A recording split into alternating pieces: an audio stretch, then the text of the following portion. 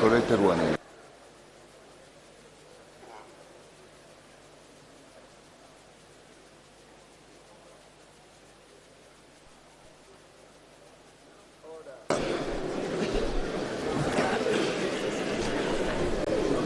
Honorable members, we are honored to have in the House His Excellency Nana Addo Dankwa Akufo-Addo, President of the Republic of Ghana and Commander-in-Chief of the Ghana Armed Forces,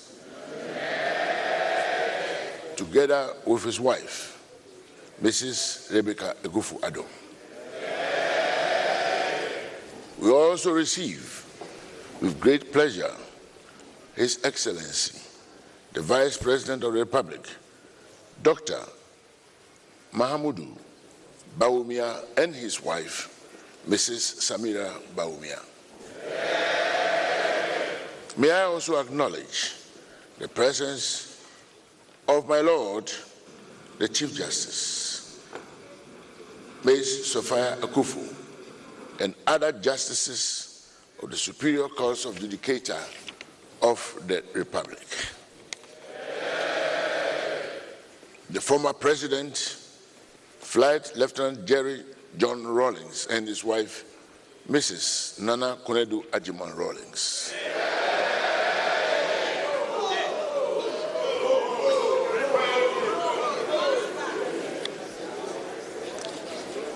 The former President of the Republic, His Excellency, President John Mahama.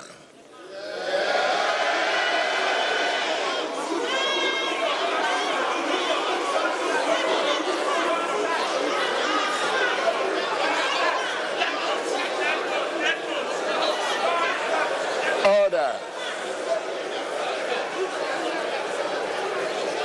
Order. The Chairman and members of the Council of State, Excellencies of the Diplomatic Corps,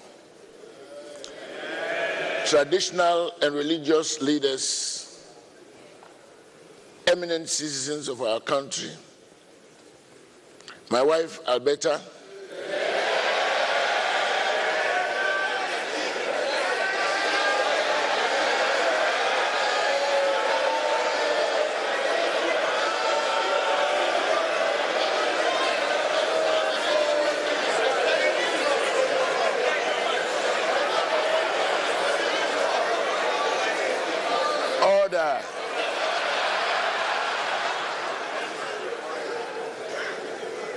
leaders of all political parties in the Republic,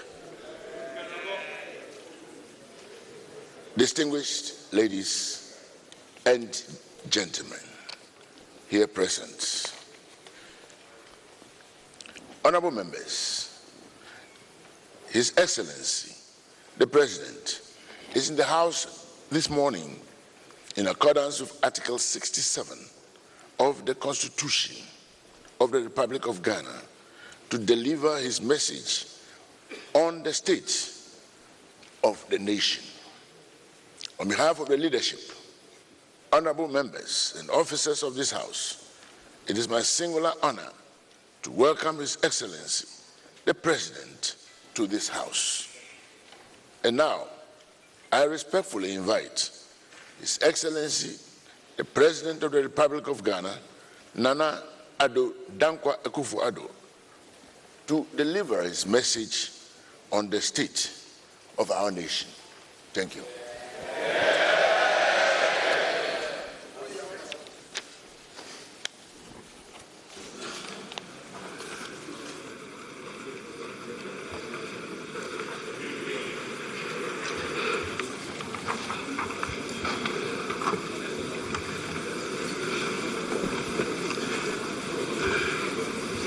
Mr. Speaker, glad to be here with you again in this august house, the Parliament of our Republic, to perform for the third time the pleasant duty of fulfilling my constitutional obligation by giving honorable members and the Ghanaian people a message on the state of the nation. In accordance with protocol and convention, it's good to see that First Lady Rebecca Akufo-Addo, Vice President Muhammadu Bawumia, Second Lady Samira Bawumia, spouse of Mr. Speaker, Mrs. Alberta Ukwe, Chief Justice Sophia Akufo, and Justices of the Supreme Court, Chairperson Nana Uto-Sribo II, and members of the Council of State, Chief of Defense Staff, Lieutenant General Obi Akwa, Inspector General of Police David Asante Pietu, and service chiefs are all present. Mr. Speaker, the House is duly honored by the welcome attendance of the former Presidents of the Republic, the first and fourth Presidents of the Fourth Republic, Their Excellencies Jerry John Rawlings and John Dramani Mahama, former First Lady, Her Excellency Nana Konadu Ajiman Rawlings, and the Dean and members of the Diplomatic Corps. Mr. Speaker, the House will also take note of the passing last year of some distinguished citizens of our country. Vice President Kwesi Bekwe Amisa Arthur, UN Secretary General Kofi Annan, Senior Minister J.H. Mensah, Justice of the Supreme Court Justice V.C.R.A.C. Crabb, PND Secretary Mr. K.B. Asante, and the Poet Laureate Professor Atukwe Okan. May their souls rest and abide in the bosom of the Almighty until the last day of the resurrection, when we shall all meet again. Amen. Speaker, I hope the House will bear with me, as I have a lot to say, and I may take quite some time. A month ago, almost to the day, I was in Yindi, fittingly attired as a self-proclaimed Prince of Gabon,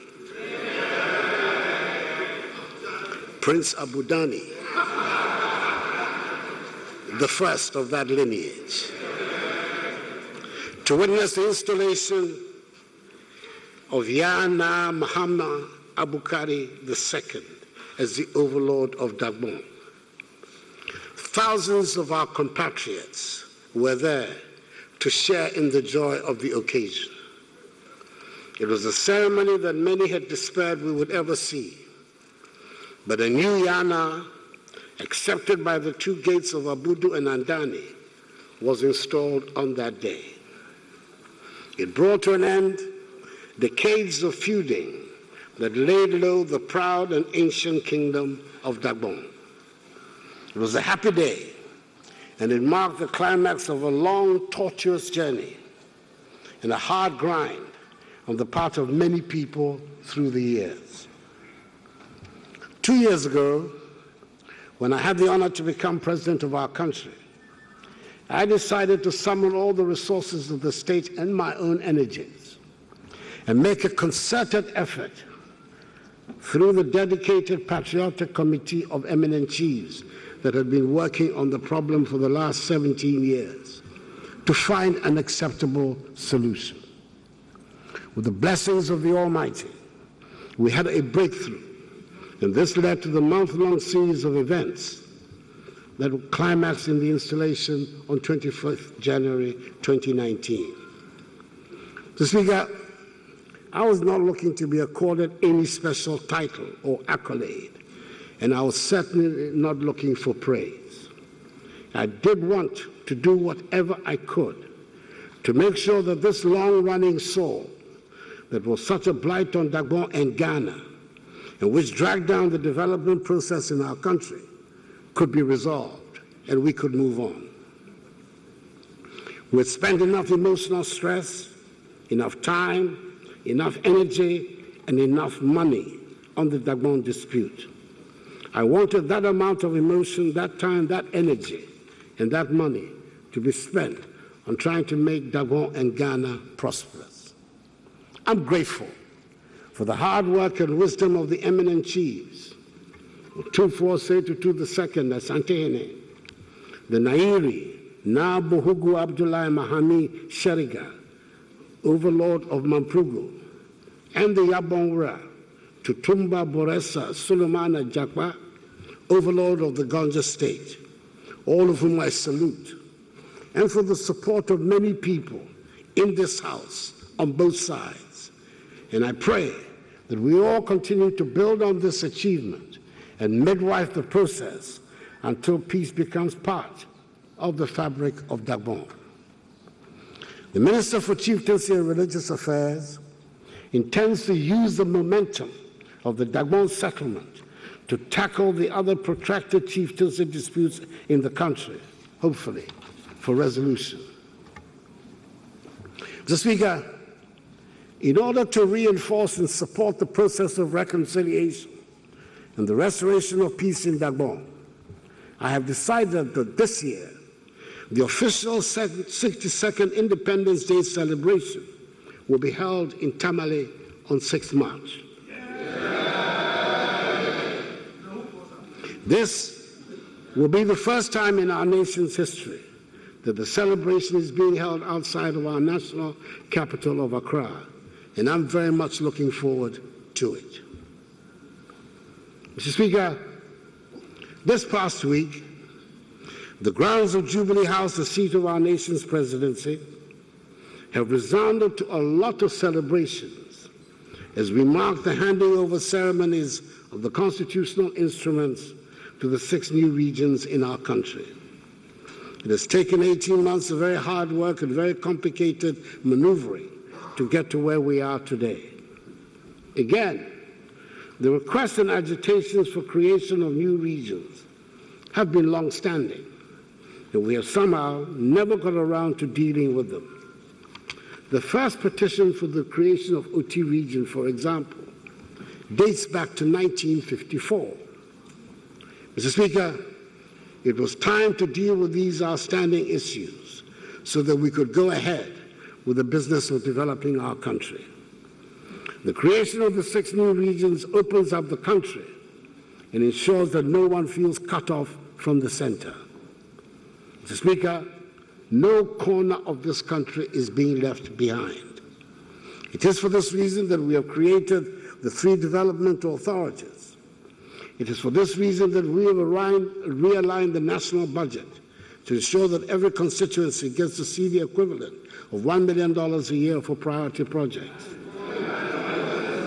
Mr. Speaker, I'm able to state, and every member of this House should be able to testify, that work is going on in each of the 275 constituencies around the country. The water and toilet provision segment of the Special Development Initiative is taking place in every constituency. We came into office with a plan, Mr. Speaker, and I'm happy to say that we're working and delivering in accordance with that plan. Mr. Speaker, now that the regions are in place, we have the singular opportunity to avoid the old mistakes of urban planning that have made some of our towns and cities such unattractive places. The lessons will seem to show that the political capital does not necessarily have to be the site of all the institutions, and this will guide us in the setting up of the new regions. Indeed, when designating the capitals of the new regions at the ceremonies at Jubilee House last week, I made it clear the government is committed to the equitable distribution of government structures and institutions across the regions. We will keep to the commitment. Mr. Speaker, we have also embarked on another aspect of our ambitious decentralization program, that is the exercise to expand full democracy to local government. In addition to the creation of 38 municipal and district assemblies and the elevation of 29 districts to the status of municipalities, the bill for the amendment of Article 55(3) of the Constitution is being gazetted to pave way for the direct popular election on partisan basis of metropolitan, municipal, and district chief executives. It is expected that a referendum will be held on the bill alongside the unit assembly and district level elections in 2019. I am calling respectfully, Mr. Speaker, for a repetition of the bipartisan support that made possible the hugely successful outcomes in the referenda for the new regions to ensure the success of the impending referendum. Furthermore, a multidisciplinary panel of experts is being assembled to plan, cost, schedule, and help implement a roadmap for the election of MMDCEs. We are committed to devolving more and more power to the Ghanaian people. Mr. Speaker, the economy is at the heart of all we seek to do. It is the success of the economy that will guarantee an improvement in the quality of the life of our people. I believe we are now all agreed that the fundamentals have to be sound if the economy is to flourish. We have just concluded a program with the IMF, and with continuing discipline, we shall sign off from the deal in April. This is the 16th time Ghana has had to go to the IMF in the 62 years of her independence. Mr. Speaker, we cannot make the progress we all desire unless we are consistent and disciplined in the management of our economy. The yo-yo nature of the boom and bust has not helped us achieve our goal of sustained prosperity and lift us out of poverty. We have gone through another round of painful impositions to get to where we are today with healthy fundamentals. Mr. Speaker, production in the economy as measured by real GDP growth has picked up very strongly in the last 2 years. From 3.4% in 2016, real GDP growth increased to 8.1% in 2017. In 2018, provisional data for the first 3 quarters indicate a strong real GDP growth of 6%, higher than the annual target of 5.6%. Real GDP growth for 2019 is forecast at 7.6%. Ghana's recent GDP growth has placed it among the highest in the world. The fiscal deficit is being brought down from the 7.3 of rebased GDP in 2016 to a provisional 3.9% of GDP at the end of 2018. The debt to GDP ratio has declined from the 56.6% of GDP in 2016 to 54.8% at the end of 2018. Inflation has dropped from 15.4% at the end of 2016 to 9.9% in January this year, the lowest in 6 years, as announced by the Ghana Statistical Service last week. Interest rates are declining, and so is the Bank of Ghana monetary policy rate. Our trade balance account, for the first time in more than a decade, recorded a surplus in 2017 and is expected to remain in surplus. In May 2018, a $2 billion Eurobond was issued for 30 and 10 years of $1 billion each, with coupon rates of 8.62% and 7.62% respectively. And these were the lowest rates and the longest maturity in our history, signifying confidence in the economy. It comes as no surprise, therefore, that today Ghana is the leading recipient of foreign direct investment in West Africa. Mr. Speaker, these are good figures. And as we prepare to exit from the IMF program in April, we expect impressive figures and good performance to continue. We are very much aware that this is not the first time we have had such a good set of figures, but we're determined to do things differently this time around. We have imposed on ourselves fiscal discipline, we're paying off legacy debts, and deepening good governance practice, and business confidence is growing. We will maintain the discipline and bring progress to our country. We've decided to institute a legal framework to help with the discipline. We've passed the Fiscal Responsibility Law, Act 982, capping the deficit at 5% by law. And some 2 weeks ago, I inaugurated the Presidential Fiscal Responsibility Advisory Council, chaired by the eminent respected economist, Dr. Paul Akwa, former governor of the Bank of Ghana and former deputy director of the Africa Department of the IMF, with some of the finest and most reputable economists of our country as members. Its purpose is to advise the President on relevant additional measures needed to maintain fiscal discipline. We have done this because we know the temptation to go on a spending binge will always be there. We know election years will come around and there will be pressure on government to splurge, and persuasive arguments will be made that you have to stay in government to be able to implement your programs. However, I am bent on running a responsible administration, mindful of the next generation and not merely the next election. In the meantime, our efforts are bearing some fruits, and the world has taken notice of the improvement in our economic fundamentals. In September last year, after almost a decade, we received our first sovereign credit rating upgrade from Standard & Poor's, S&P. This upgrade saw us move from B- to B with a stable outlook. In December 2018, we also hosted the Managing Director of the International Monetary Fund, Madam Christine Lagarde, a visit that was historical in every sense, as this was the first time that an IMF Managing Director had ever stepped foot on Ghanaian soil.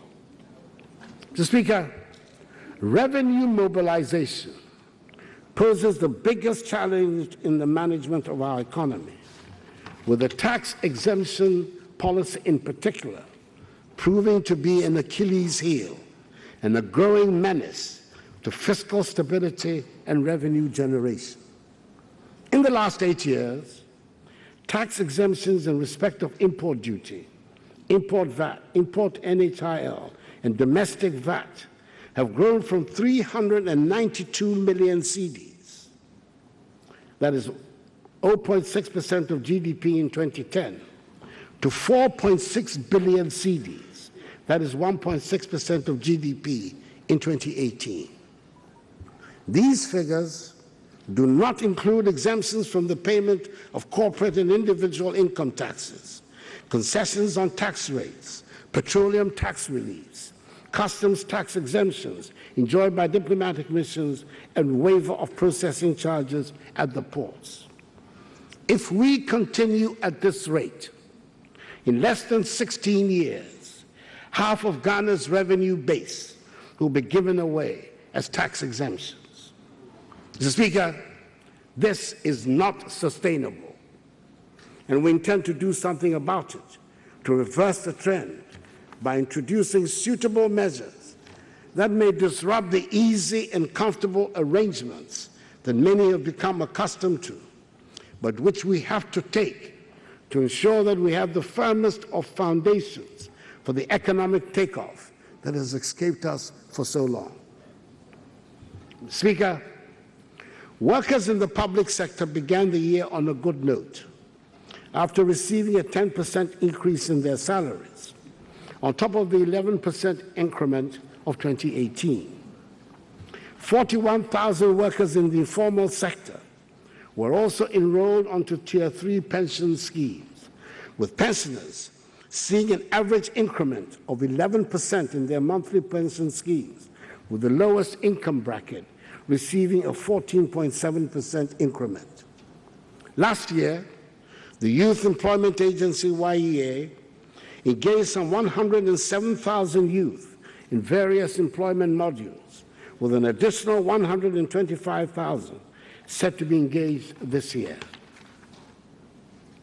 Mr. Speaker, to consolidate further the relations between the social partners in the post-IMF era, government will shortly sign a landmark social partnership agreement with organized labor, the Trades Union Congress, the Ghana Employers Association, and government, represented by the Ministries of Finance and Employment and Labor Relations, to provide a medium for building a sense of cohesion, trust, self-management, frank and open discussions to champion the cause of development.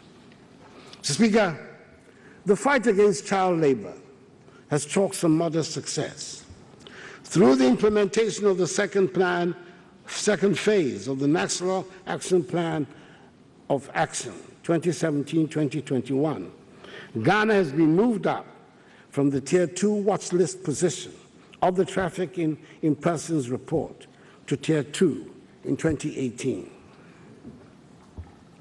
Mr. Speaker, our ports remain important national assets, and we must manage them to improve trade and to the benefit of all Ghanaians. The government has introduced reforms at the import to improve efficiency. Among others, we introduced the paperless operations at the ports, and goods can be cleared within 1 to 3 days. Going forward, we have set ourselves the goal of making our ports the most competitive in West Africa. In this regard, some further reforms will soon be announced by government to enhance the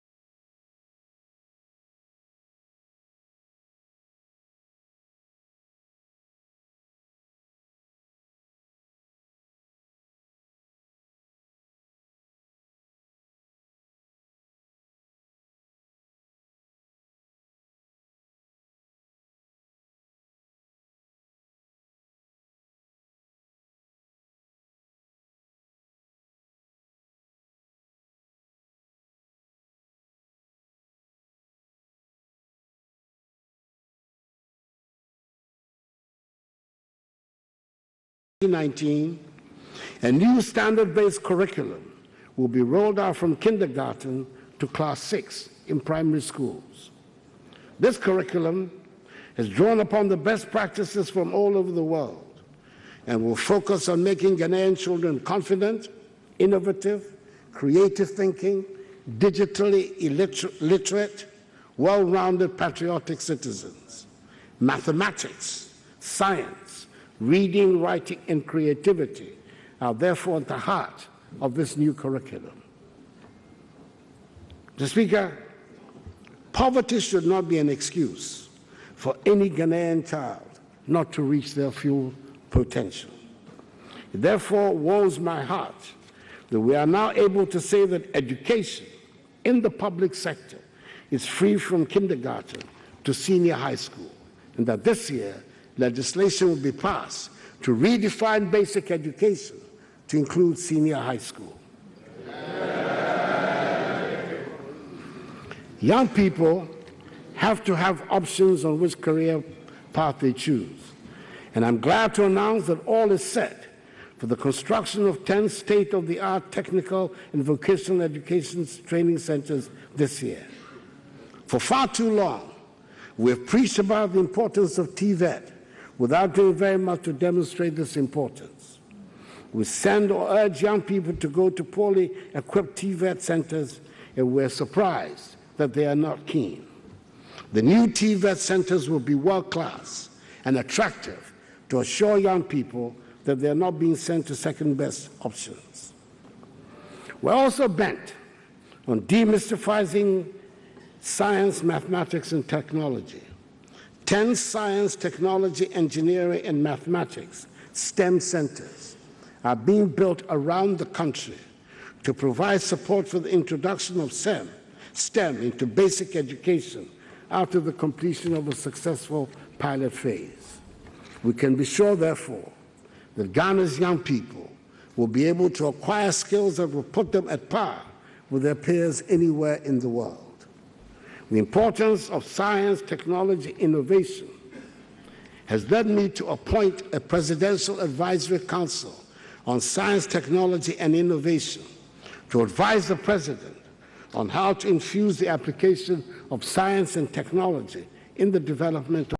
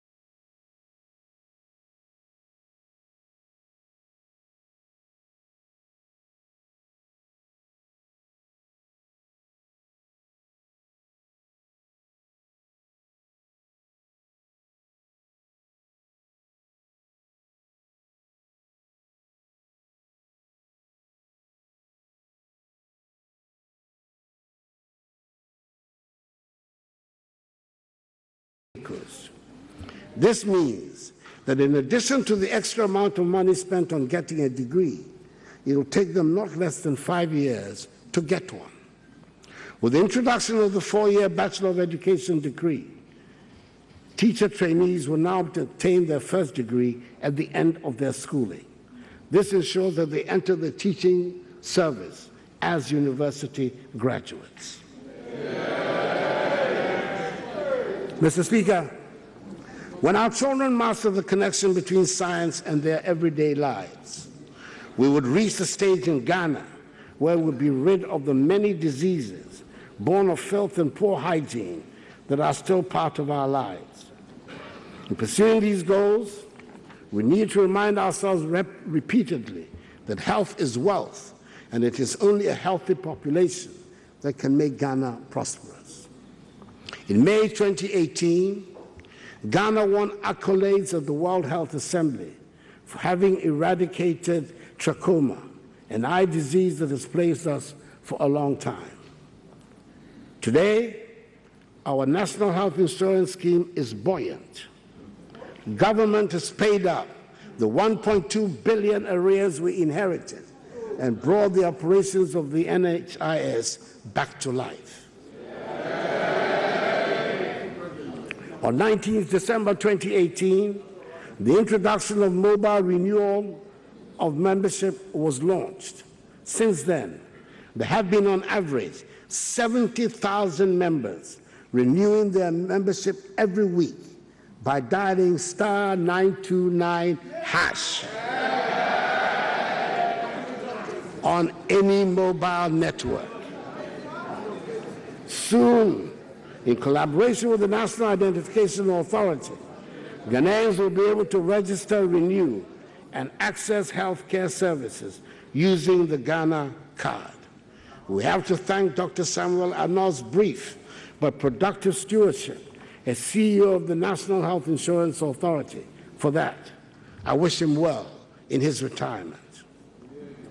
To deliver health care to Ghanaians more efficiently, in 2018, government granted financial clearance for the recruitment of 11,118 health personnel to increase existing clinical staff. To augment the efforts of clinical staff, in September 2018, the Ministry of Health received further financial clearance to employ 14,524 nurse assistants, clinical and preventive.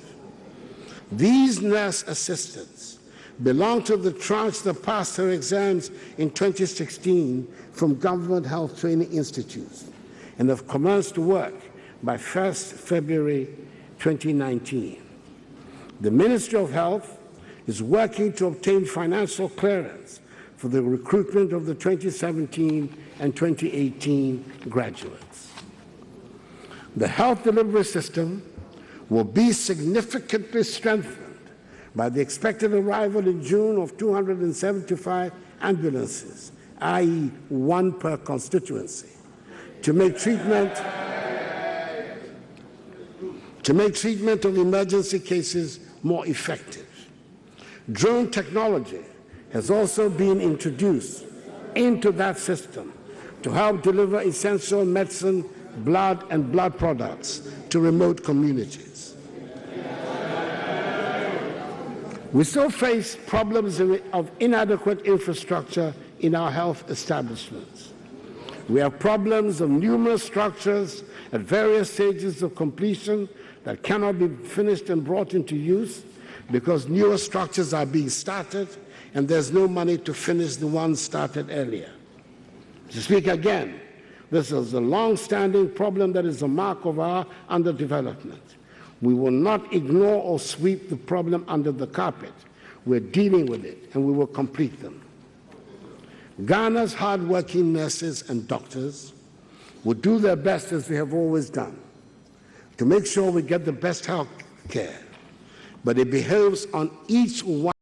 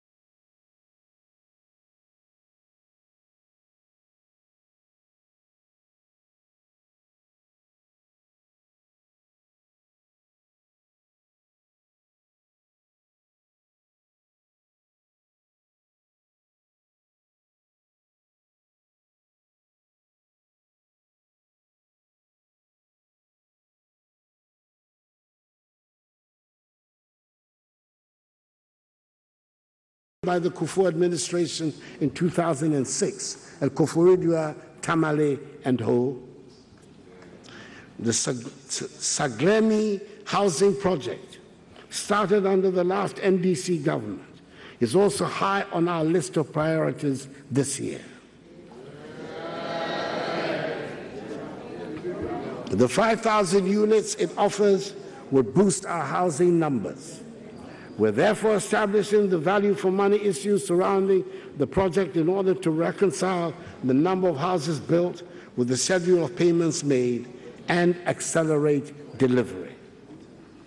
The 2019 budget made provision for the construction of 200,000 housing units and a database of local and foreign developers that has been created to help make this policy a reality.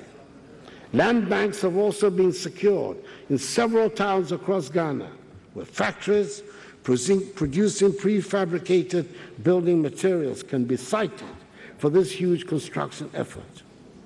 There are many well-intentioned projects that ended up pricing out the low-income earners who were supposed to be their beneficiaries. We're determined to learn the lessons from past projects. The Ministry of Finance is working to launch a 1 billion Ghana cedi housing fund that would target low-income earners. Mr. Speaker, government will continue with the other housing projects with the police, armed forces, and government workers across the country through agencies like the State Housing Corporation. The most exciting news on the housing landscape, though, is the drafting of plans to regenerate Nima, which holds the dubious title of being Accra's first slum. It has, of course, progressed very much since those early days, even if it has been unable to shake off the urban slum title. I'm a proud resident of Nima myself. And I'm extremely excited that the regeneration plans will not dislodge or dispossess residents, but rather transform Nima into a well-laid-out residential area with full amenities. I'm looking forward to it. Good work that is being done by the Ministries of Inner City and Zongo Development and Works and Housing. Another big problem is that of poor drainage in our towns and cities, which leads to flooding during the rainy season. Then there's the serious problem of sea erosion along the coast that endangers the lives of our coastal people. It is time to deal with these long-term problems and find long-lasting solutions, and we're doing just that. The Odona storm drains in Accra, which have caused many tragedies over the years, are now being re-engineered by a team of experts who will give it a permanent fix. The Dijamso drainage system is also on our list of priorities, and a bid has been put out for experts to transform it into a more efficient system. Our ongoing coastal protection projects are proceeding in Adjoa in the western region, Blekusu, New Takrady Phase 2 in Elmina, Dansoman, Axim, and Disco. This year, we'll also begin others in Amalfo Kuma, Dansoman Phase 2, Komenda, Anomabo, Cape Coast, Mensa Guinea, Ningo Prampram, New Takrady Phase 3, Apam, Kokrobite, Botiano, Blekusu Phase 2, and Abwaze Shama Phase 2, Maritime University, Nongwa, Takrady, Enyanui, and Isipon. Mr. Speaker, we're putting in place plans to avert the perennial flooding caused by the spillage of the Bagri Dam, which has resulted in the constant loss of lives and property over the years. In the short term, the salting of the White Volta will be undertaken this year, in conjunction with discussions with the Burkinabés to regulate the flow of the spillage and mitigate its impact. The Ministry of Works and Housing will, in the coming week, receive a report on a feasibility study conducted by the Chinese company Sinohydro for the construction of a dam at Pualugu to serve as a receptacle to hold the volume of water spilled from the Bakri Dam for irrigation purposes and also for the generation of electricity. This will be the permanent solution to the Bagri Dam problem. The requisite approvals will be sought by the Ministry from Cabinet and Parliament to permit the beginning of the construction of the Pualugu Dam. Mr. Speaker, if there's been any government that has been on the side of persons with disabilities, it is my government. We have increased the share of the District Assembly's Common Fund to persons with disabilities from 2% to 3%. And we have also ensured the implementation of our pledge of employing 50% of the persons who manage the country's toll booths from amongst persons with disabilities. That's how. Mr. Speaker, we're continuing with the initiative to improve the creative arts sector. We've also worked to finalize the Creative Arts Bill, leading to the setting up of the Creative Arts Fund. For the first time in 2018, government provided support to the Creative Arts Council and the Creative Arts Masterclass to build capacity of creative arts practitioners has also commenced. The Eastern Regional Theatre has been completed, and work is currently ongoing towards the construction of the Kumasi Theatre. Mr. Speaker, considering how often Ghana is in the news, usually for good reasons, we have not been able to attract as many visitors to our country as we should. We're making a special effort from now onwards to attract tourists into our country. Under the See Ghana, Eat Ghana, Wear Ghana, and Feel Ghana campaign, the Ghana Tourism Authority recorded a 20% growth since its launch to cover to over 600,000 visitations to various tourist sites. The World Bank has approved a $40 million grant to support the Tourism Ministry and its agencies to help upgrade tourist facilities. In September 2018, in Washington, D.C., in front of the Congressional Black Caucus of the United States Congress, I proclaimed 2019 as the year of return, commemorating the 400th anniversary of the arrival of the first 20 West African slaves in the Commonwealth of Virginia, in what was to become the United States of America. We intend to use the symbolism of this year of return to bring together Africans, persons of African descent, and all well-wishers and lovers of freedom to strengthen the commitment to ensuring that the blots in our history, i.e. the transatlantic slave trade and slavery, never reoccur. In response to this proclamation, some 70 African-American Hollywood celebrities visited Ghana over the Christmas in December 2018. The year-long campaign, being coordinated by the Ghana Tourism Authority, is expected to increase arrivals considerably. Training across the entire tourism sector is also receiving priority. The Hospitality Training Institute has been renovated and reopened in July 2018 to provide needed training in the hospitality and tourism sectors.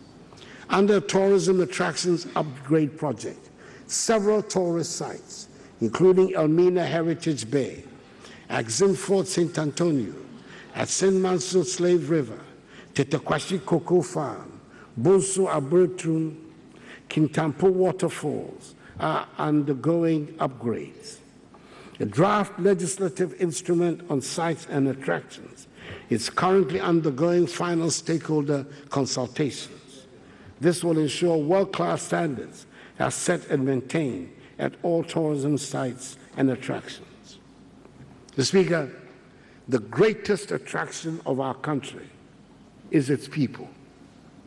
Yes, we have castles and forts, we have waterfalls and dramatic mountain ranges, we have breathtaking beaches and historical sites that reduce visitors to strong emotions. But it is the people of Ghana and our welcome attitude that are the strongest attractions to visitors.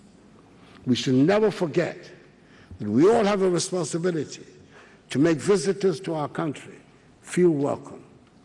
In this year of return, when we have invited the world to visit, I would urge each one of us to make a special effort to make a visit to our country a memorable one. Our music, our foods, our clothes, and the quintessential Akwaba smile will make a visitor to our country come back again and again. Mr. Speaker, but there are things that many of us do that will put off any visitor from visiting our country, no matter how attractive the geography or the history might be. I refer especially to some of our sanitation habits. Mr. Speaker, public resources must be channeled into ventures that generate wealth and not spent on avoidable expenditures. The cost of clearing and cleaning up our cities and towns after those who litter has become prohibitive.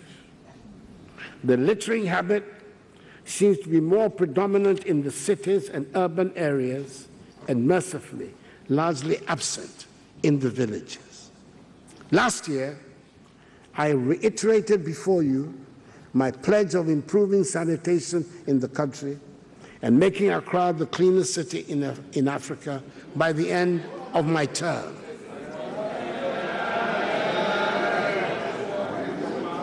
I said by the end of my term.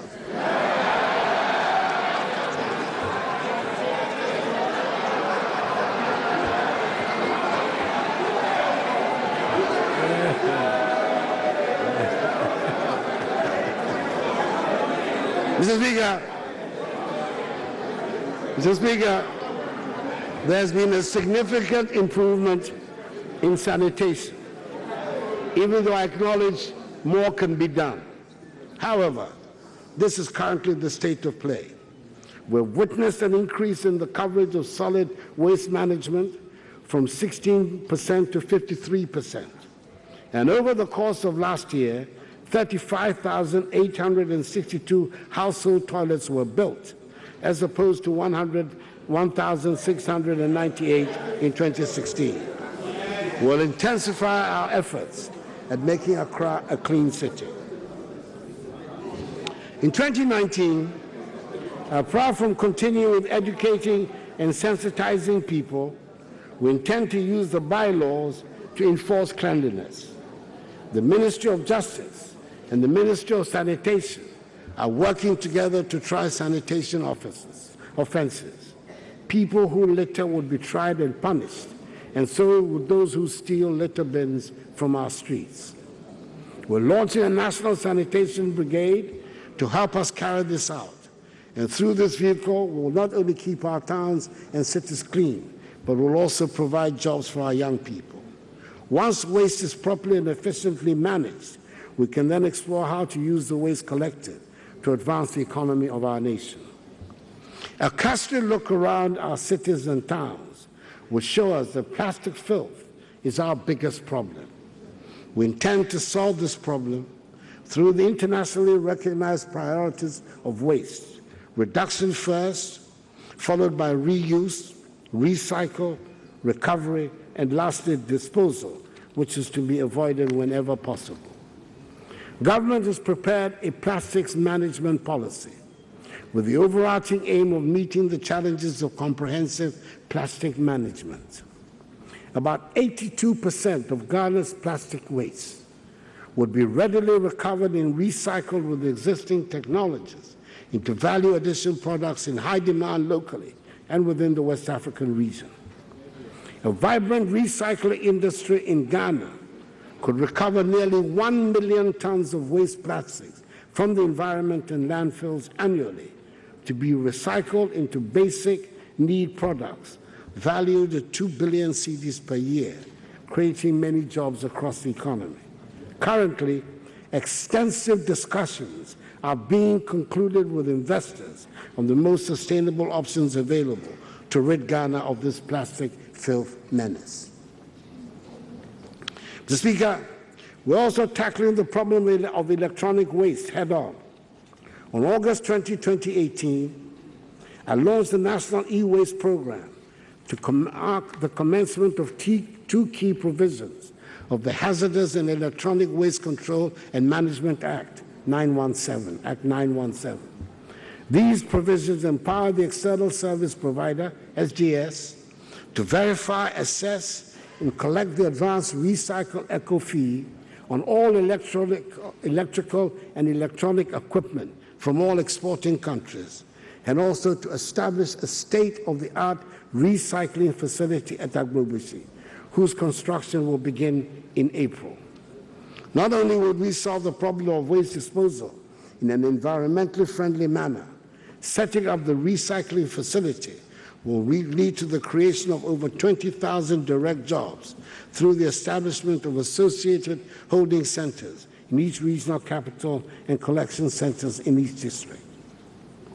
Mr. Speaker, it is unfortunate that in 2019 we'll still have to revisit this topic.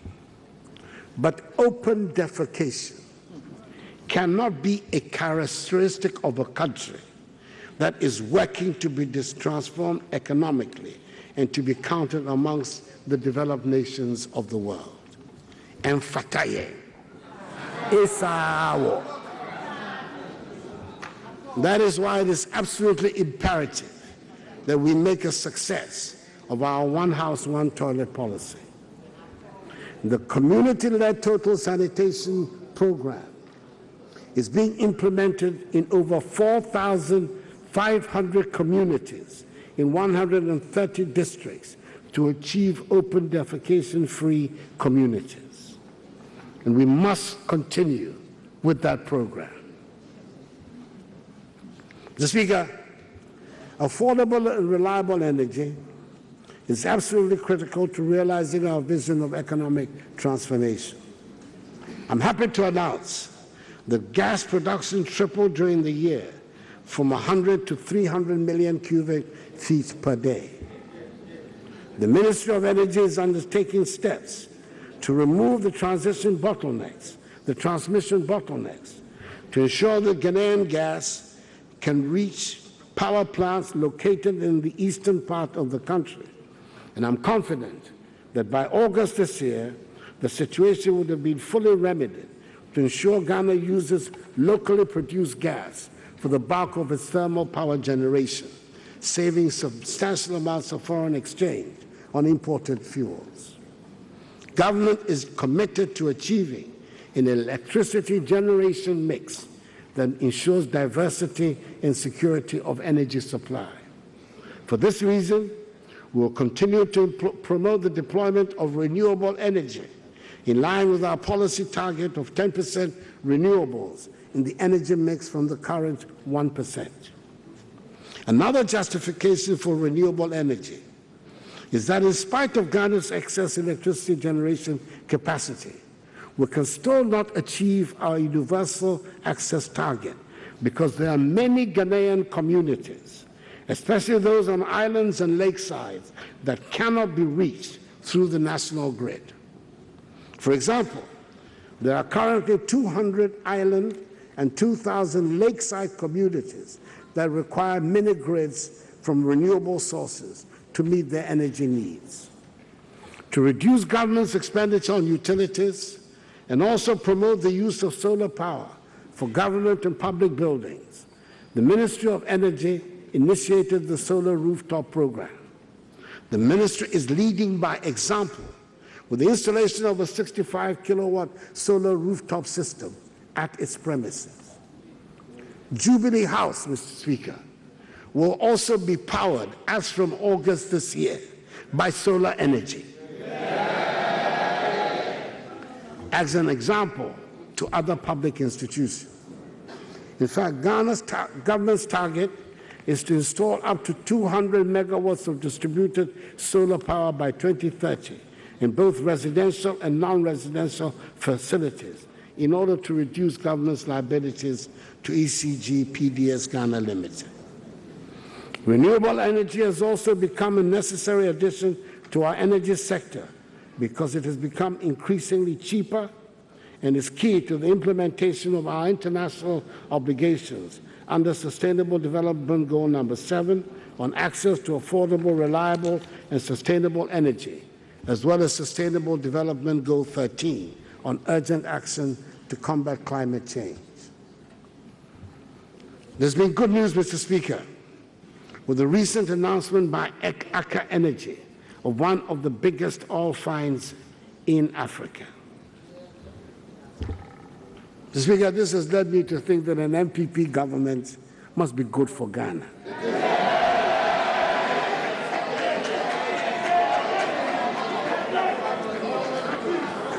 After many years of our looking and almost giving up, it took an MPP government to discover oil in 2007. In 8 years of NDC administration, 13 oil blocks were signed and not a single one was developed. The first one signed in 2017 under my government, which was with Aker, has led to the second biggest oil discovery in Africa.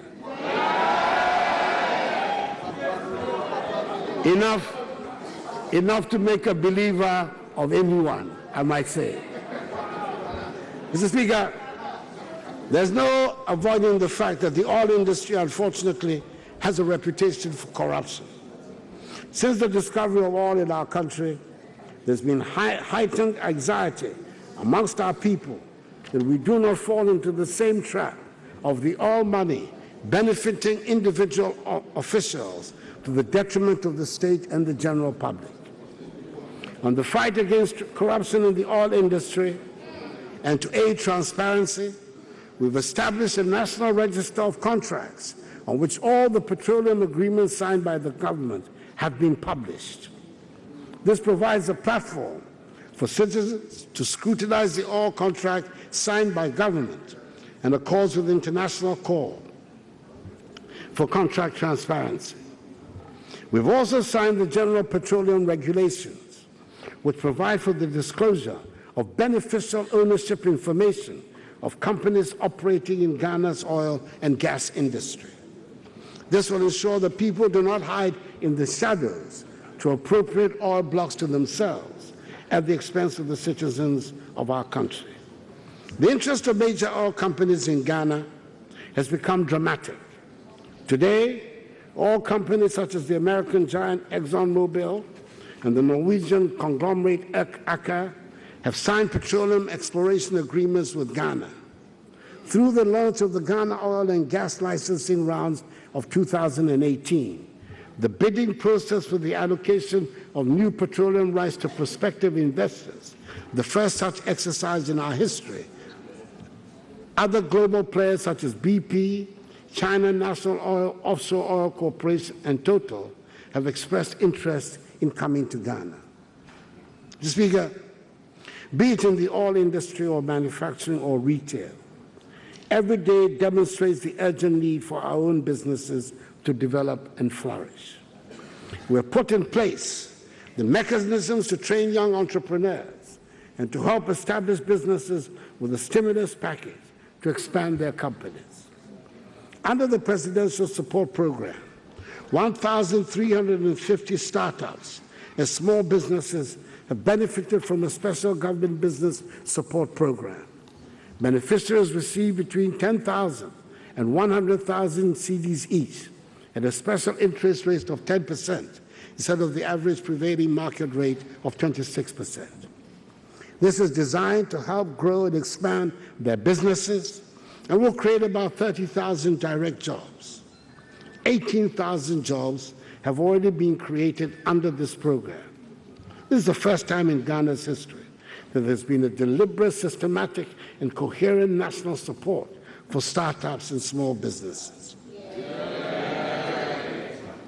Businesses which benefited included agro-business and agro-processing, information communication and technology, tourism and recreation, sanitation and waste management, health, food and beverages, green and ecological businesses, sports and real estate.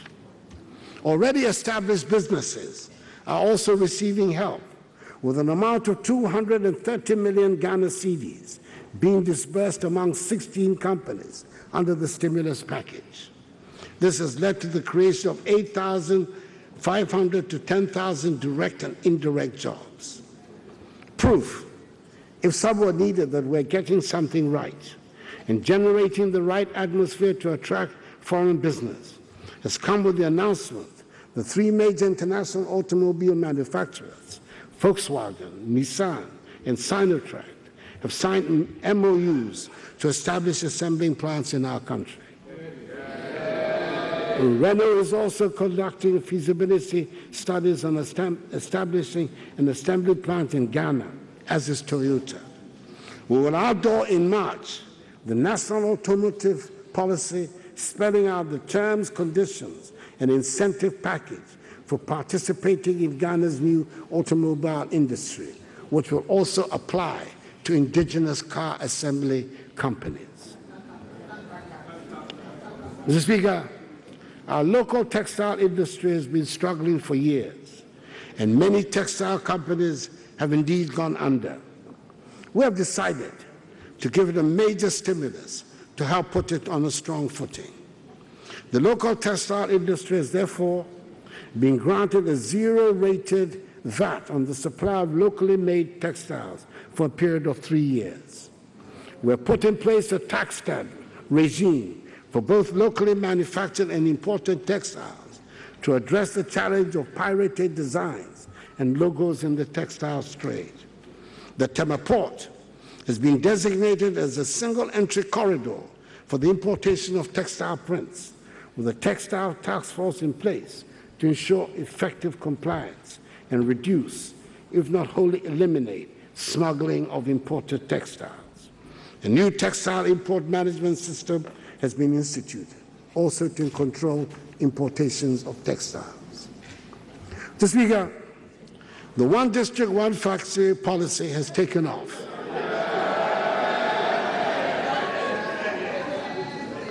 And 79 factories under the scheme are at various stages of operation or construction.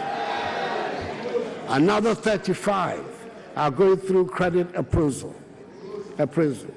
All told, there's a lot of activity going on under the scheme, and it has awoken the interest of young people to go into manufacturing business.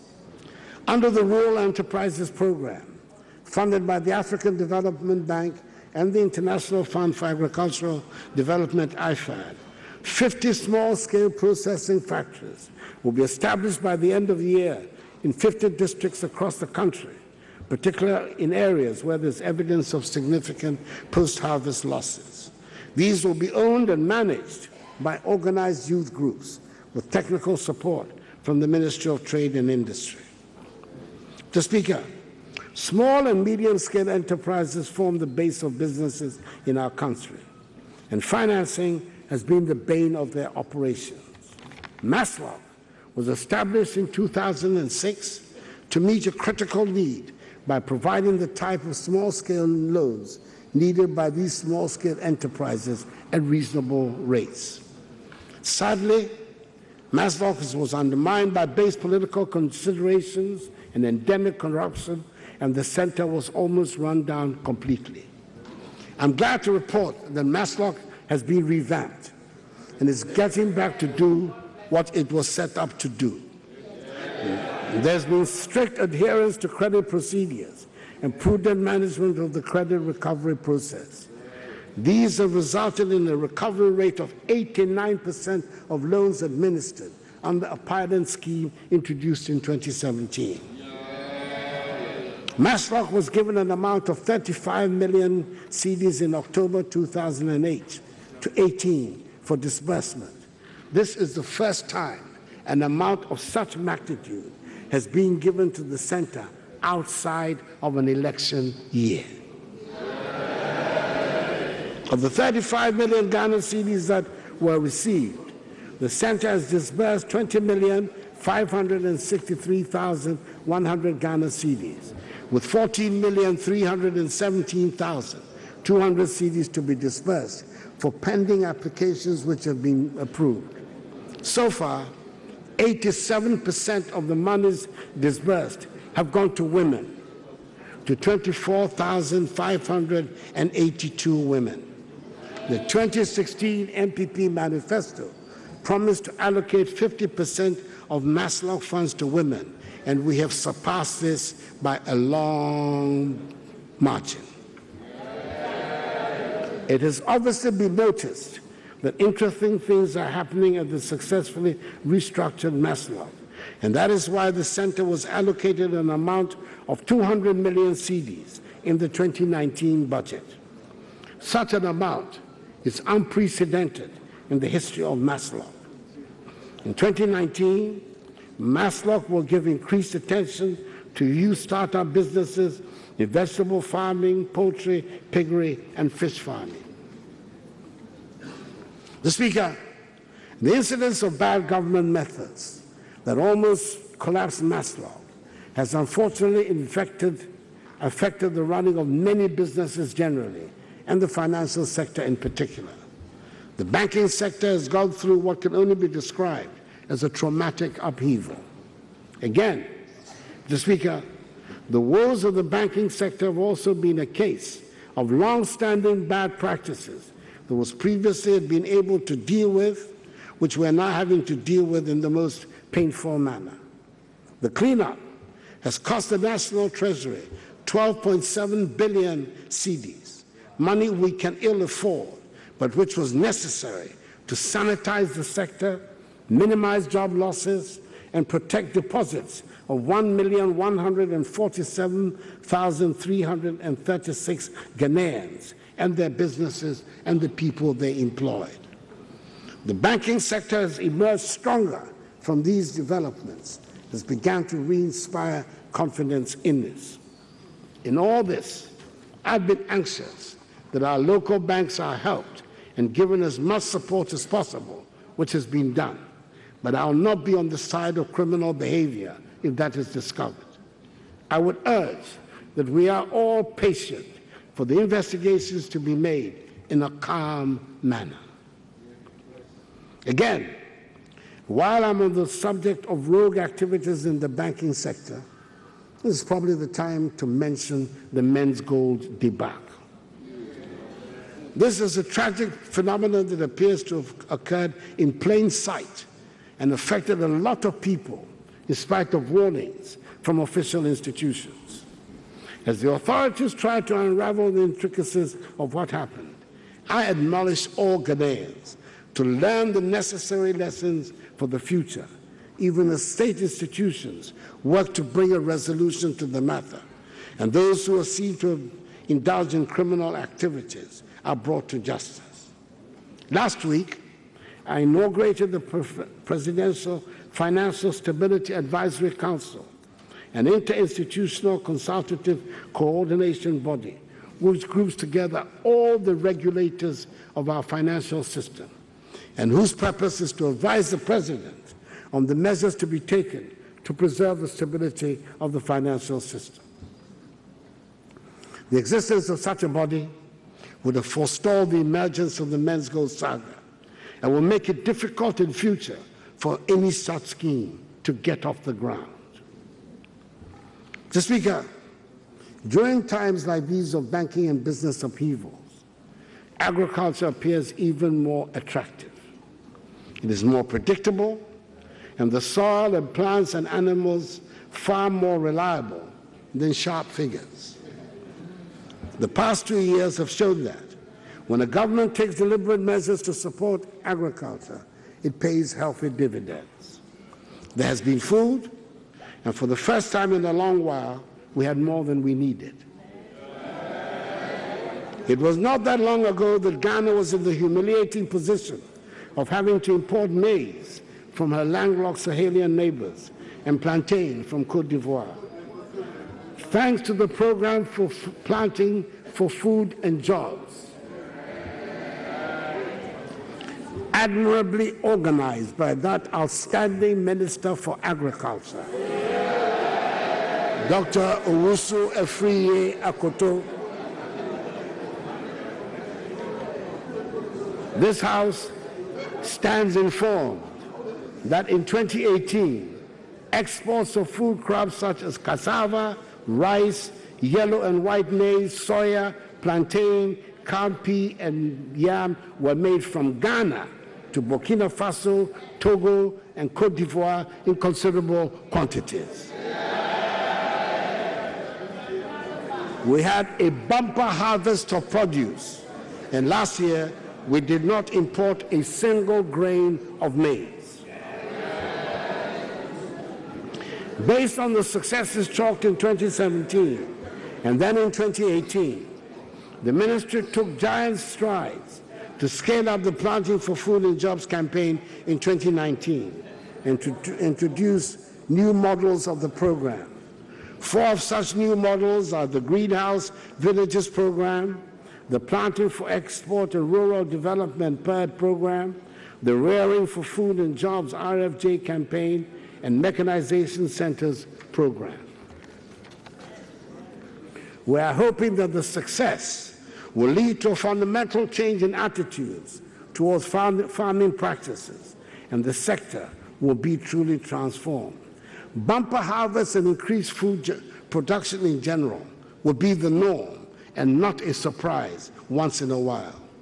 Extension services will be extended, and our farmers will have the confidence to know that theirs is a worthwhile business from which they can and will get healthy remuneration and respect. Mr.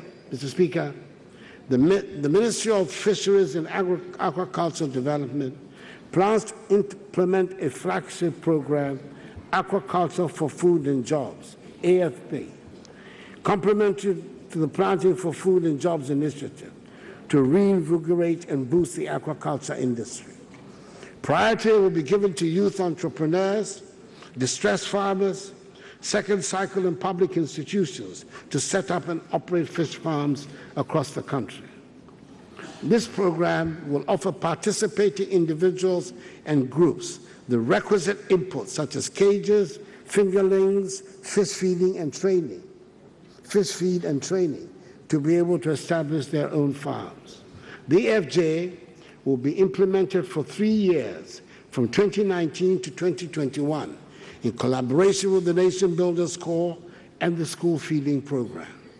It is expected to create some 7,000 jobs and act an extra 33,628 metric tons of fish to our domestic fish production. Piloting of the AFG has already started at the James Camp prison. For traditional fishing, government will collaborate with the private sector to facilitate the provision of 5,000 outward motors and 55,250 bales of prescribed fishing gears through the Fisheries associations. To promote the effective and efficient distribution of premixed fuel, we will continue to use the premixed fuel tracking system and audit landing beaches measures, which have ensured that since November, there's been no report of premixed diversion, a marked improvement from the past. To modernize the fisheries sector, $185 million of loan money has been earmarked for the construction of 12 landing sites and 2 fishing harbors in selected fishing communities in the country. Phase 1 will kick off in March at Axim, Mumford, Winneba, and Tessie. Recently, I cut the saw to commence work at the Jamestown Harbor Complex, which, like the development of Almina Fishing Harbor, is part of our plans for the fishing sector in 2019. Mr. Speaker, as is well known, our lands and water bodies have been under extreme pressure for some time. Farming lands have been destroyed, and rivers that used to provide safe drinking water and fish turned into toxic water bodies. This is why we placed the ban on all small-scale farming, so we could find ways to deal with the illegal mining, or galamsey, as it is popularly called. The ban on small-scale mining has now been lifted, but not on galamsey. Some of our water bodies have shown remarkable signs of rejuvenation. River Ancobra, for example, looks restored to life. Indeed, some fish have even been seen in the Ancobra for the first time in a long while. But the battle against galamsey is nowhere near being won yet, and I appeal to all citizens to be part of the battle to keep our lands and water bodies safe. As I have said on several occasions, this government cannot be against mining. It bears repeating that with the Almighty having blessed our land with so many precious minerals, mining inevitably will be part of our lives.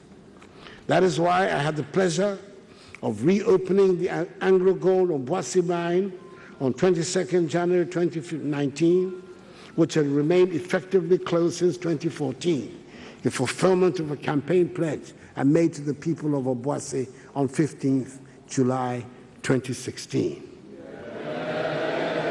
Speaker, I'll continue to keep my promises to the Ghanaian people.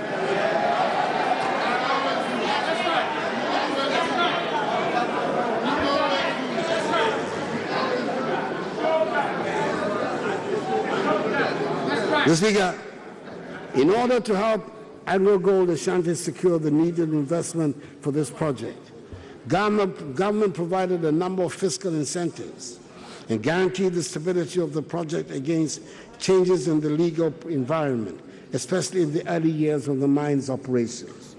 The fiscal arrangements made this time has provided a more equitable balance between the interests of government and the investors.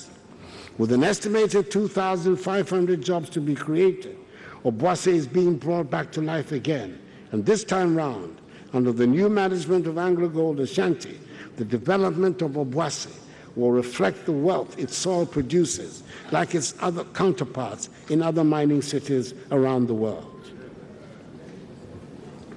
Mr. Speaker, we intend also to mine at long last our bauxite deposits in order to establish an integrated aluminum industry in Ghana. The Ghana Integrated Aluminum Development Corporation, a statutory corporation, has been set up with the support of Parliament to spearhead Ghana's commitment to create an integrated aluminum industry. Since its formation, the leadership of the corporation has been working tirelessly with transaction advisors and other stakeholders to ensure the objective of achieving an integrated aluminum industry is executed in a timely manner. A request for proposal is ready to be sent out to the market by the end of this month. This request will solicit proposals from investors interested in partnering government to develop various components of the integrated aluminum industry in Ghana. Taking cognizance of the fact that achieving an integrated aluminum industry agenda requires the uninterrupted and competitive supply of power to the industry, government is in the process of negotiating special arrangements to supply power at internationally competitive rates. This arrangement is expected to be approved by Cabinet and subsequently, hopefully by Parliament soon. The same model is being used for the exploitation of our iron ore deposits, which together with our considerable manganese deposits can enable us found a steel industry to serve our country and the region. A data center, the first of its kind, now exists at the Minerals Commission, which will allow prospective investors and partners to access every information regarding the bauxite deposits and the aluminum industry. The Minerals Commission is in the course of creating an equivalent data center for our iron ore deposits. Mr. Speaker, the security services are at the forefront of keeping us and our nation safe. Let me pay homage to the men and women of the services for the sterling work that they do. The Ghana Armed Forces, in collaboration with the police and other security agencies, have been in operations Calm Life, Cowleg, Halt, Concord Fist, Kangen, Citadel, Hojo, and Vanguard. Ichael, to you, men and women of the armed forces, Ghana is proud of you. Your hard work is contributing to making our nation a safe place. I would like to mention the improvements that have been registered in dealing with nomadic herdsmen. The Ghana Armed Forces assisted the national security to embark on Operation Roadstar, and as a result, a 40-acre cattle ranch has been constructed to accommodate 6,000 cattle at Wawasi in Afram Plains, reducing considerably the tensions in the area with the nomadic herdsmen. There are plans to replicate these ranches in other parts of the country. Government is pleased to fulfill this promise to the military personnel by increasing the United Nations peacekeeping troops contribution allowances from 35 United States dollars to 35 United States dollars, from 30 to 35 United States dollars per soldier per day. And as promised, we'll continue to pay the troops regularly at the operational areas. We'll continue to modernize and provide the equipment needed by the military to help them carry out their mandate effectively. Tomorrow, I'll be presenting to the Ghana Armed Forces 50 Ankai buses, the first tranche of the 138 staff and operational vehicles of various categories, and 26 dispatch motorbicycles. This year, we'll provide the Army with 30 Otoka armored personnel carriers and 6 fast patrol boats for the Navy. We'll also provide improved training facilities by transforming the military academy into a world-class institution and expand the housing project from 16 flats to 44 and begin constructing 160 two-bedroom apartments across the country. This year, we will also complete and commission the 500-bed military hospital in the Ashanti region and begin the third phase of this project. Mr. Speaker, the amendment of LI 1332, which is seeking to change the length of service of the men and women of the other ranks of the Ghana Armed Forces from 25 to 30 years, and the associated career progression plan has been reviewed, laid, and passed by Parliament, and will be implemented this year as planned. Mr. Speaker, it is the police that we, the ordinary citizens, have to deal with in our everyday lives. It is therefore not surprising that often the police come in for a lot of criticism from the people. Speaker, as is the case with many of our institutions, things have deteriorated for a long time, and we have to accept the abnormal as normal. We've been busy this past year supplying the police with equipment, cars, motorbikes, drones, and other vital policing equipment. Financial clearance has been given, and they are in the process of recruiting up to 4,000 men and women into the service. That is the first. Gradually, we're increasing the police numbers, and the service, too, is waking up to its responsibilities and offering more training to their officers. I look forward to a better trained, better equipped, and happier police service that has the respect and cooperation of the people. Mr. Speaker, we need this well-trained police service if we're to abide by the rule of law. I'm aware of the frustration of many at the delays in the justice delivery system, which are the result of a multiplicity of factors which we're trying to address. And this must be the appropriate time and place to mention the abysmal state of the lower courts around our country. Many people must have seen on television the barely concealed outrage of the Chief Justice as she's been going around examining the courts. It is obvious that most of the lower courts are not fit for purpose, and we must provide suitable structures for our law courts. Discussions on how to raise the money are currently ongoing, and I'm optimistic that a solution will be found. Mr. Speaker, I'm pleased to note that there appears to have been a marked change in the Ministry of Justice. No longer do we have people bringing frivolous claims against the state because they know the case will not be defended and they will get judgment debts. I believe the word is now out that every claim against the government will be vigorously defended, and the state will no longer be the soft touch it used to be for people to get suspiciously large judgment debts awarded to them. Mr. Speaker, I'm happy to state that, as you know, Parliament has virtually completed its deliberations on the Right to Information Bill, and that any moment from now, the nation will hear the news of its long-anticipated passage. I will happily assent to it as soon as it is brought to my table. Mr. Speaker, we all await the special prosecutor to start his work. It is in everybody's interest that we know that any accusations of corruption in public office will be vigorously investigated and prosecuted if the prima facie evidence is there. This should be an essential feature of the governance culture of our country. For myself, I know the special prosecutor to be a responsible public official who will act when he is ready. Mr. Speaker, Ghana remains an active player in international affairs, especially in the region of West Africa and on the continent of Africa. Ghana's voice is loud and clear on issues at international fora. Good neighborliness underpins our foreign policy, and we try to be at peace with all.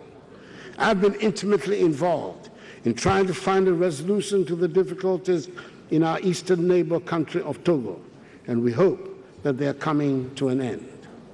Mr. Speaker, communications inside and with the outside are critical for the modern existence of any nation.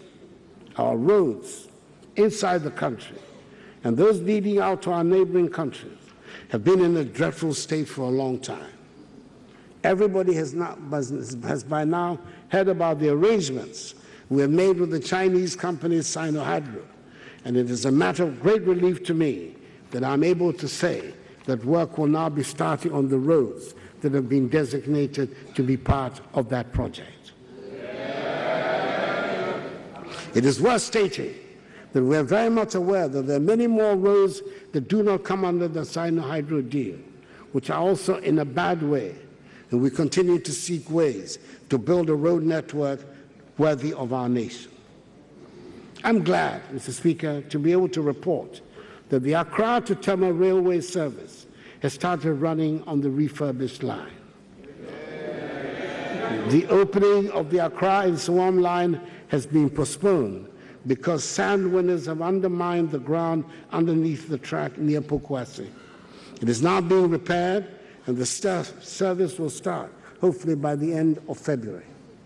If we want the railways to work, we would all have to take an interest in and stop the activities of encroachers on the railway lands. The rehabilitation of the narrow gauge line will continue from Nsawam to Koforidua. Work is continuing on the rehabilitation of the Kujokrom to Takwa section of the Western Line, while work on the standard gauge section from Kujokrom to Manso is ongoing. Apart from all the investments being made, the government is committing an extra $1 billion United States dollars to the development of the new railway network. $500 million will be applied to the development of the Western Line, and $500 million will be applied to the first of the Kumasi to Paga section of the national network. The development of the Tema-Ouagadougou railway line is also progressing steadily. 12 shortlisted companies have been invited to proceed to the next stage of the procurement process.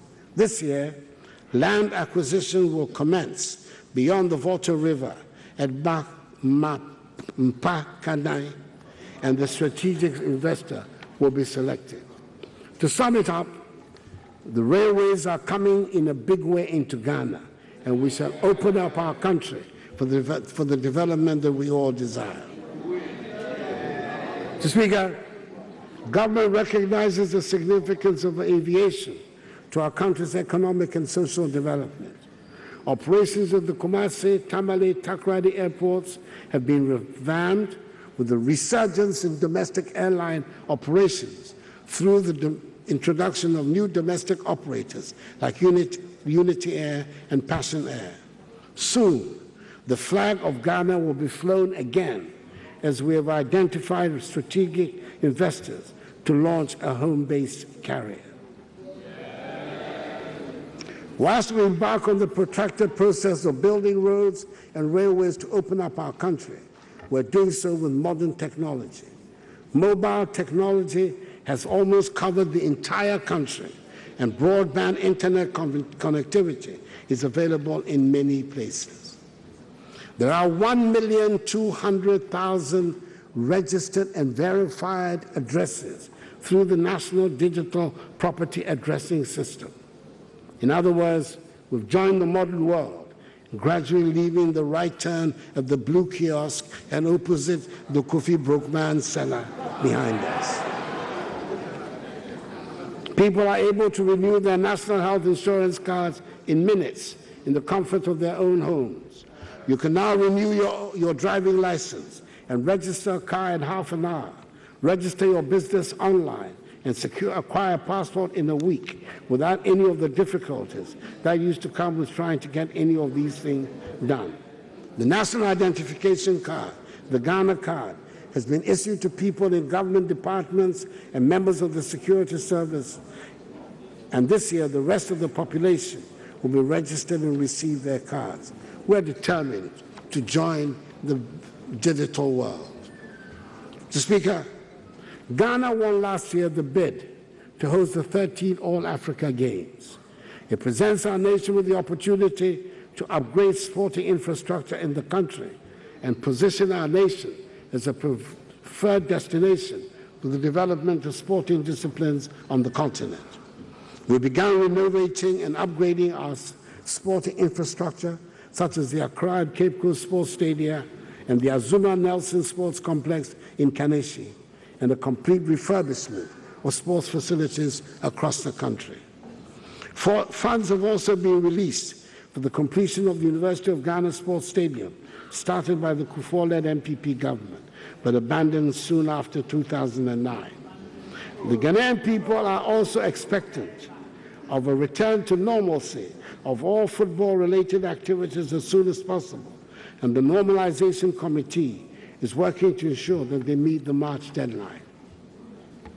Mr. Speaker, 3 months ago, a member of this honorable House and the representative of Ayawaso West constituency, West Wogan constituency, died suddenly, throwing all of us into mourning. On 31st January, 3 weeks ago exactly, a by-election was called to elect a replacement for the late Emmanuel Chiramatin Ejaku.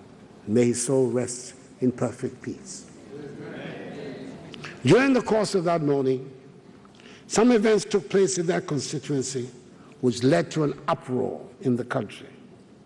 My first instinct was to let the police do their investigations and then prosecute if they found evidence of criminality. The narration that this was another incident of, quote, normal by-election violence, unquote, caused me to expand my response. Indeed, Mr. Speaker, recent by-elections in Akwatia, Etiwa, Chereponi, Talensi, and Amenfi West had been marked with violence, and some people still have their physical and emotional scars to show for it.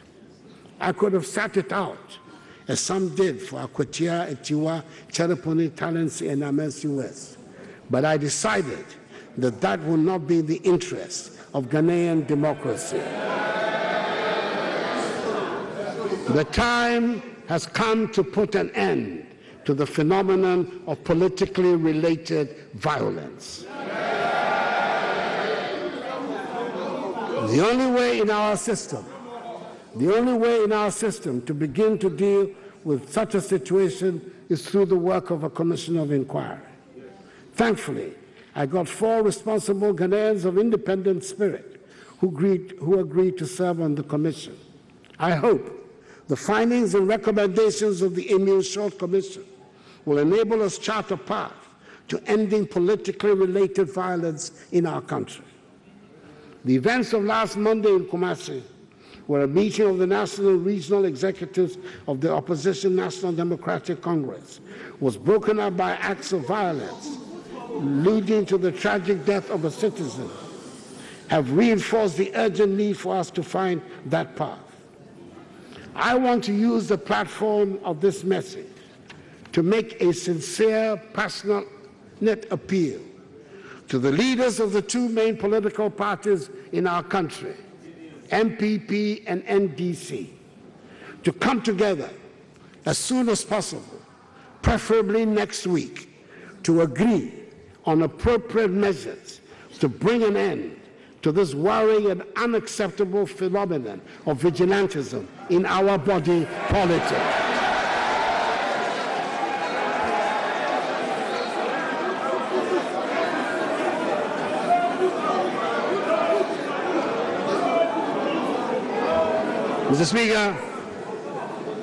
Mr. Speaker, I have asked the leadership of the MPP to extend an invitation to the leadership of the NDC for such a meeting. The security services of the country will be on standby to assist this meeting. If voluntary disbandment by the parties is not feasible, then I will initiate legislation in the matter.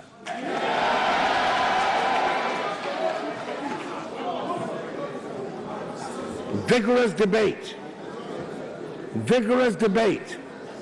and the exchange of ideas should be the true basis of political dialogue and competition in our country, not the activities of party vigilante groups.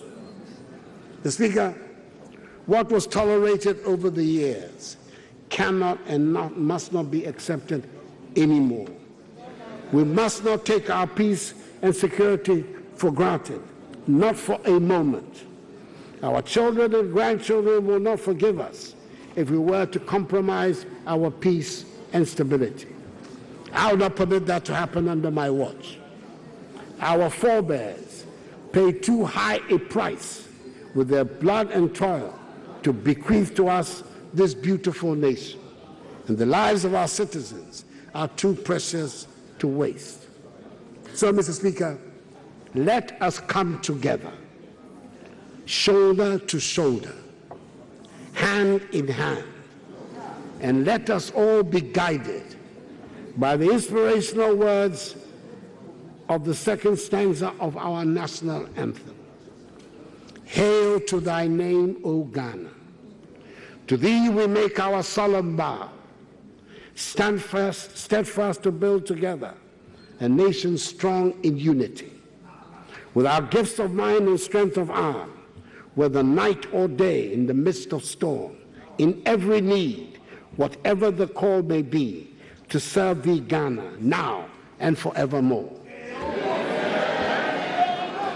Mr. Speaker, we have our challenges, but our nation is in good health. I thank you for your attention. May God bless our nation. We submit it to the Speaker.